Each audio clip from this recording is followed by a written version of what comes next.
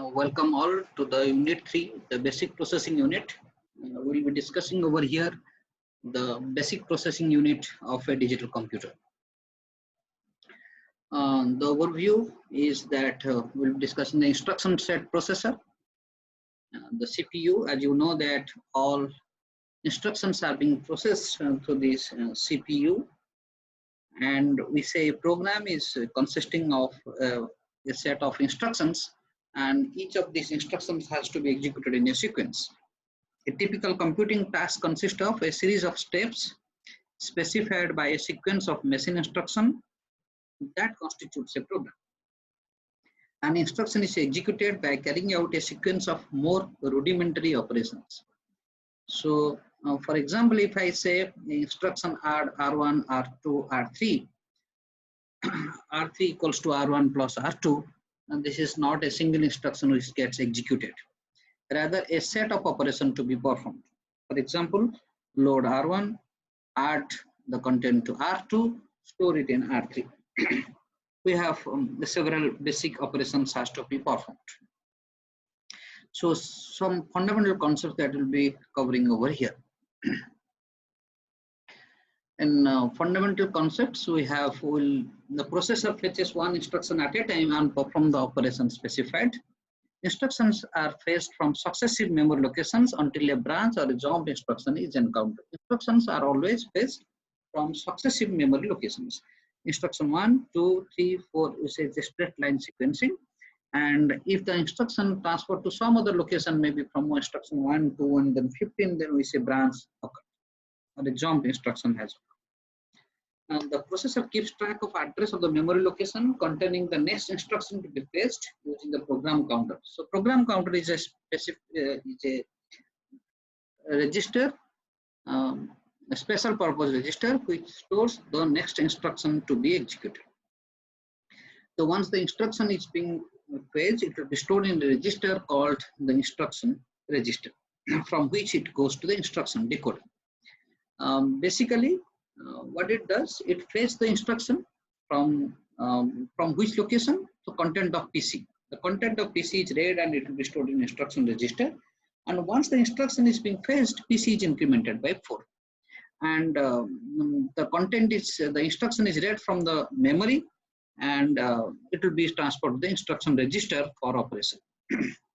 Here is a single bus organization. We can see several components are being connected to a single bus. We say it is an internal processor bus, to which various registers like PC, MAR, MDR, IR, then also purpose registers from R1 to Rn-1, temp, Z, and Y. There are various registers are being connected along with a ALU and MOX.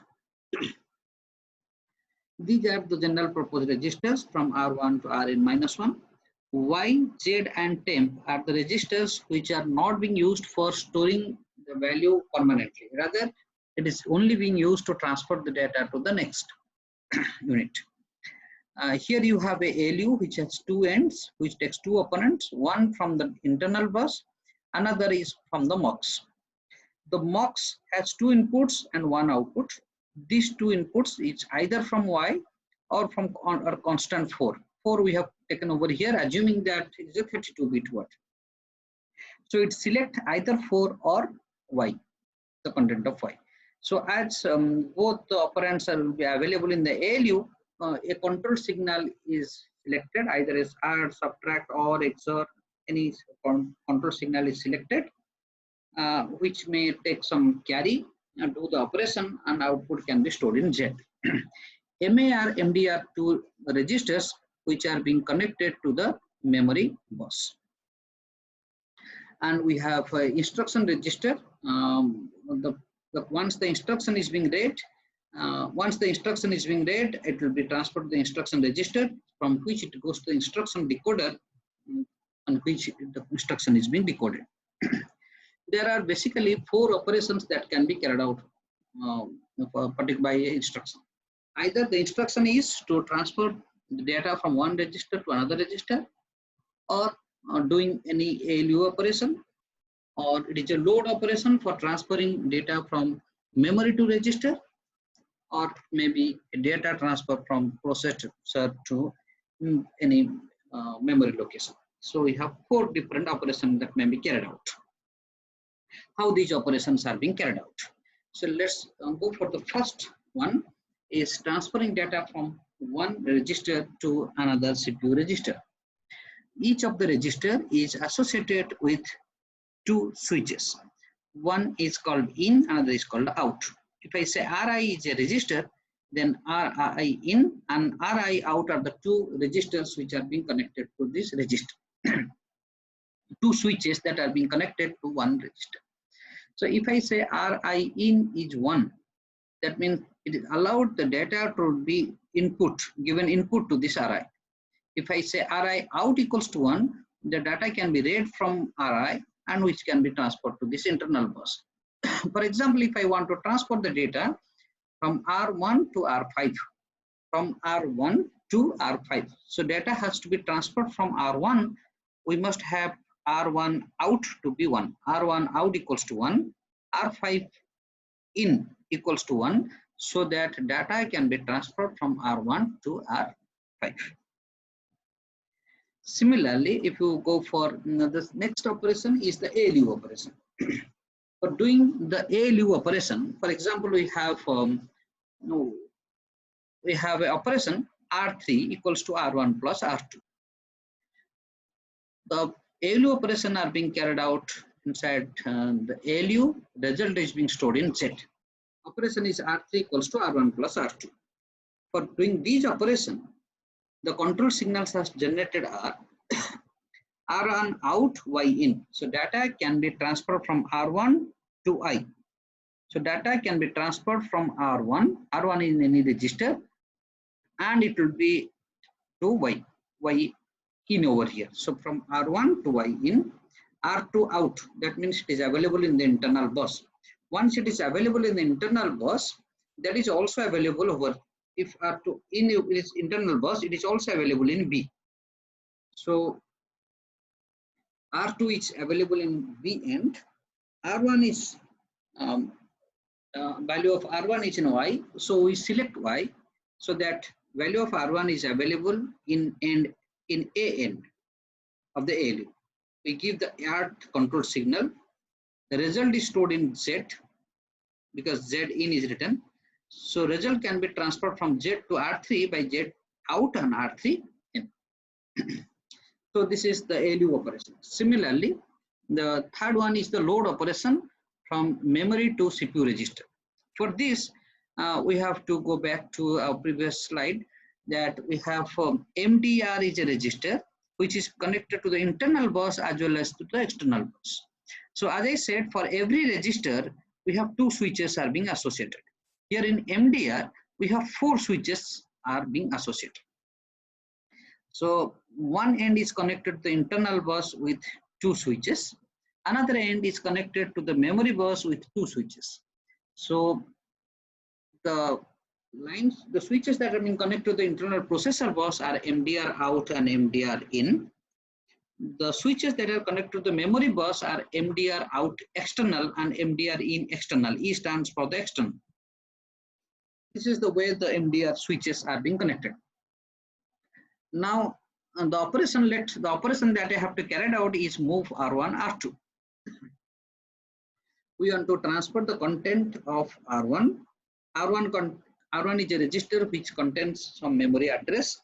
We want to read from that memory location and transfer the content to R2.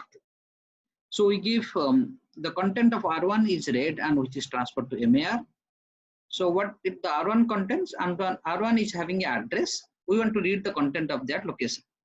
So the address is being stored and we give a read operation so that the memory content can be read, and wait for memory function completed. We give a WMFC signal. Once it is read, it will go to MDR. Any data that is being read from the memory is being stored in MDR, and from MDR it goes to R. So we have fetched a word. We have fetched a word from the memory and we are transferred to the CPU register. The similar operation can also be done from the register to the memory location. So that can be referred from the book. Let's go for execution of a complete instruction. Execution of a complete instruction says our fetching of the instruction to execution of the instruction. So we'll fetch the instruction, we'll fetch the first operand, the content of the memory location pointed to by R3, will perform the addition and the result into R1. This operation to be carried out. So here we have the architecture where we want to execute the instruction. See, the first 3 lines in the instruction set is for fetching of the instruction. We want to fetch the instruction. We must know that the next instruction to be executed is stored in PC. So PC is the register which stores the next instruction to be executed. We want to transfer from PC to MAR. So PC out, MAR in. From PC, it goes to MAR and we give a ready signal so that instruction can be read from the memory. Once the instruction is read from the memory, once the instruction will be read from the memory, it will be available MDR, and from MDR it will go to instruction register. But once the PC is given, the PC needs to be incremented. So the PC is available over here. Because PC is available in the internal bus, so it is also available over here in the B end of ALU. Select 4 if we choose from the multiplexer, the 4 is available over here. And we give the add signal so that PC is equal to PC plus 4. PC plus 4 is given to Z because Z in is over here. Now if I write Z out and PC in, so PC is now updated. PC is equal to PC plus 2. Already we have given the instruction to read the memory content. Once the memory content is read, from MDR it should go to instruction register. So MDR out and IR in. MDR out and IR in. We have a require Y in over here.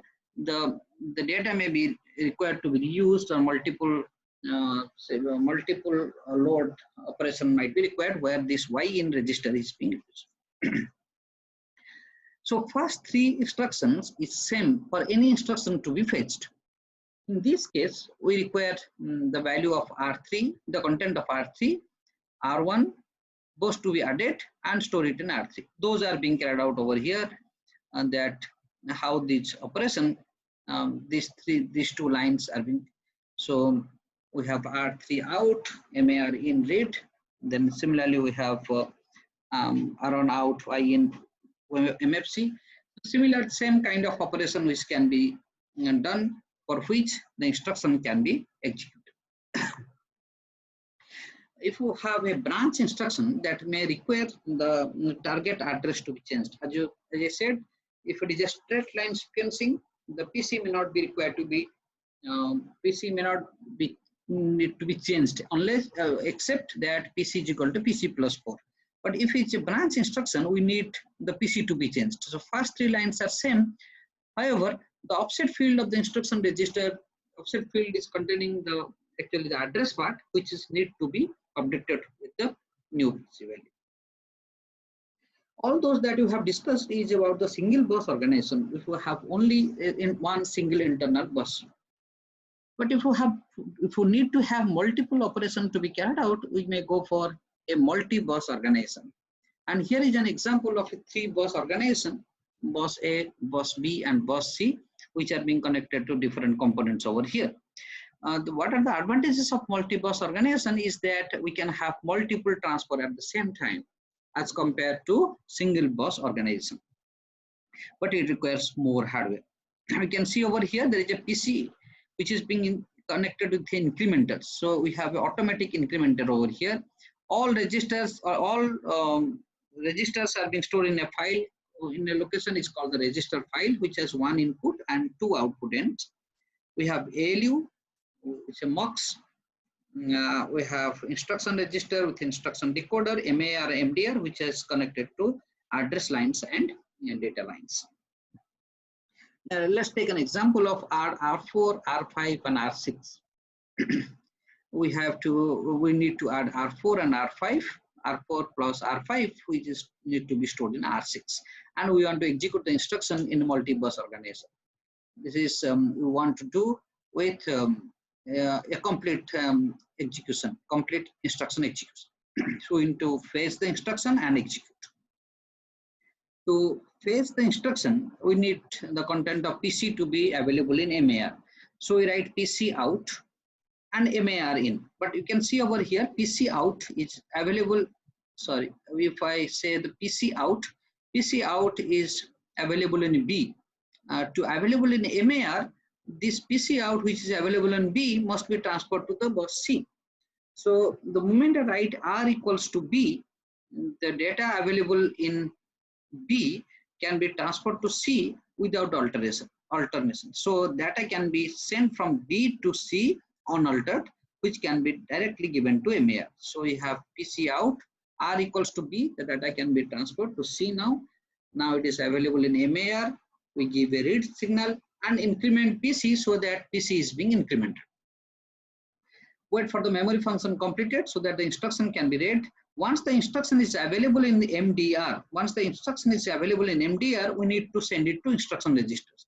So we need to transfer the data from MDR through ALU, which can be given to IR.